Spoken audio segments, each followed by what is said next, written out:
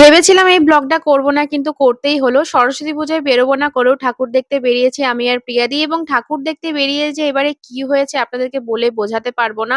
এখানে দেখুন আমরা ১ম এই চলে এসেছি আমাদের সোনামুখী গার্লস হাই স্কুলে সেখানে ঠাকুর দেখলাম এবং তারপর চলে গেলাম বিজে হাই স্কুলে।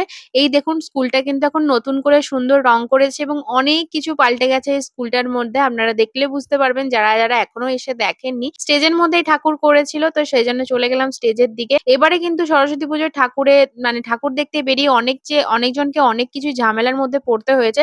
সেটা আপনাদেরকে আস্তে বলছি চলুন। এই ঠাকুরকে প্রণাম করে চলে গেলাম সোনামুখী কলেজ। সেখানে এসে কলেজটাকে মনে পড়ে গেল প্রায় ২ বছর পর কলেজে পা রাখলাম এবং এই হচ্ছে আমাদের সোনামুখী কলেজের ঠাকুর।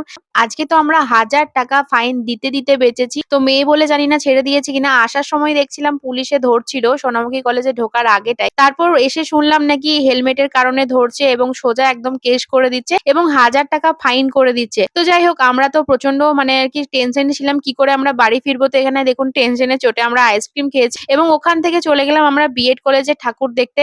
তখনও আমাদের মাথার মধ্যে ঘুরছিল আমরা তো হেলমেট পরে আসিনি কি করে বাড়ি যাবো। আপনারাই বলুন না আজকে ঠাকুর দেখতে বেরিয়ে কে হেলমেট পরে বেরোয়? আর কেই বা জানতো আমাদের সোনামুখী পুলিশ প্রশাসন থেকে এইরকম একটা পদক্ষেপ নেবে হঠাৎ করে। আমরা এখন ফিরছি। ফেরার পথে আমাদের হয়ে গেছে একটা কীর্তি। সেটা হচ্ছে আজকেই দেখে সমস্ত পুলিশ ভলেন্টিয়ার মানে সিভিক ভলেন্টিয়ার সবাই ধরছে হেলমেটের জন্য। একদম ডাইরেক্ট কেস করে দিচ্ছে ৳১,০০০ ফাইন। হ্যাঁ, অন্যবারে হয় না জানি না কেন এবারে করছে। সবাইকার উপরে সেম করেছে। আমরা এখন গোল ঘুরছি কোন দিকে যাব কারণ মেন পয়েন্টগুলোতেই একদম দাঁড়িয়ে রয়েছে। তো চলুন আমরা একটা রাস্তা খুঁজে পেয়েছি এখন তো ওই রাস্তাটা দিয়ে যাওয়ার চেষ্টা করছি। তো আমরা এখন স্টেশনে রয়েছি আর এসে চাটা খাচ্ছি। প্রচণ্ড মানে ঘুরে এসেছি। যাই হোক মানে মধ্যে বেজেছি কারণ একটা ছাগল পুরো গাড়ির সামনেও চলে এসেছিলো। মানে অনেক বাধা অতিক্রম করে মোটামুটি ৳১,০০০ ফাইন না দিয়ে আমরা আজকে স্টেশনে এসে পৌঁছেছি। যাই হোক বাড়িতেও পৌঁছাতে পারবো।